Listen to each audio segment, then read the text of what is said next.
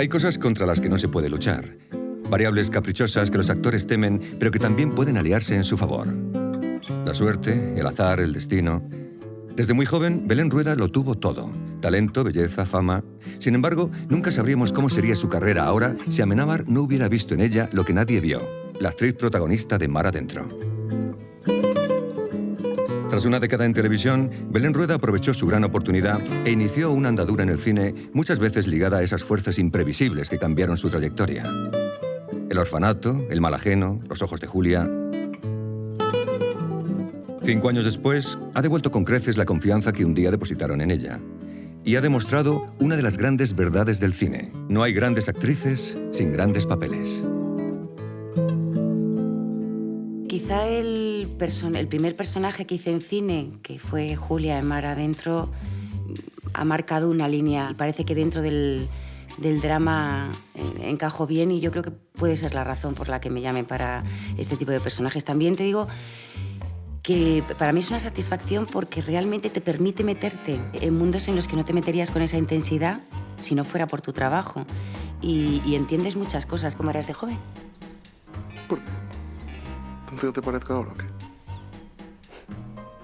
A mí hay un momento que me pone muy nerviosa y es cuando me llega el guión, lo leo y me gusta, digo, oh Dios mío, porque claro, ya el primer paso, que es la historia, te gusta tanto que no quieres defraudar.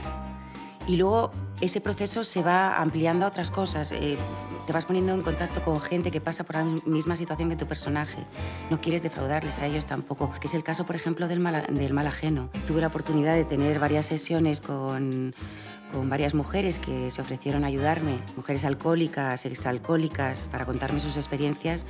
Y fíjate, su única petición era, nos gustaría que a través de tu personaje se viera que esto es una enfermedad, que no es que simplemente seamos unas borrachas. Y claro, sientes responsabilidad, aunque digamos que no, porque en un momento dado tienes que intentar quitártela para centrarte en tu trabajo. Realmente me encantaría hacer una comedia. La gente que está muy cercana a mí, que me conoce, dice, lo que has acabado, hija mía, con lo graciosa que tú eras. Yo creo que la televisión te permite aprender trabajando. Sí que es verdad que depende en el medio en el que estés, la técnica es diferente. Cuando empecé a preparar las pruebas de Mar Adentro, que tuve la grandísima suerte de que un actor, Francis Lorenzo, me ayudó a preparar las pruebas, me acuerdo que me decía siempre, pequeño, Belén, hazlo pequeño, porque el cine tienes la cámara aquí, siente por dentro, no exteriorices demasiado. Y me decía, pequeño, pequeño. Luego, cuando fui al teatro y Mariano Barroso dirigió la obra de Closer, me decía, Belén, grande, grande.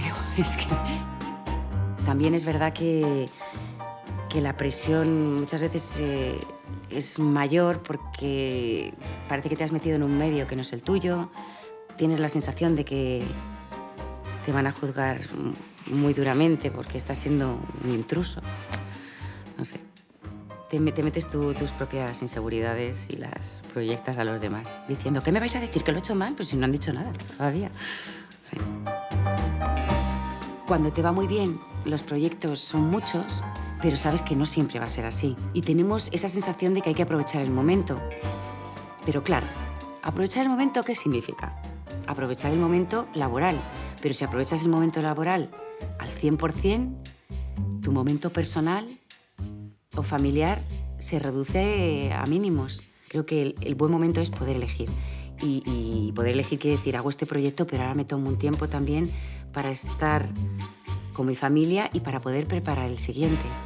Pero vamos, eso me parece un punto realmente privilegiado, porque la mayoría de los actores no están así y yo creo que tampoco me va a durar toda la vida, así que intento aprovechar.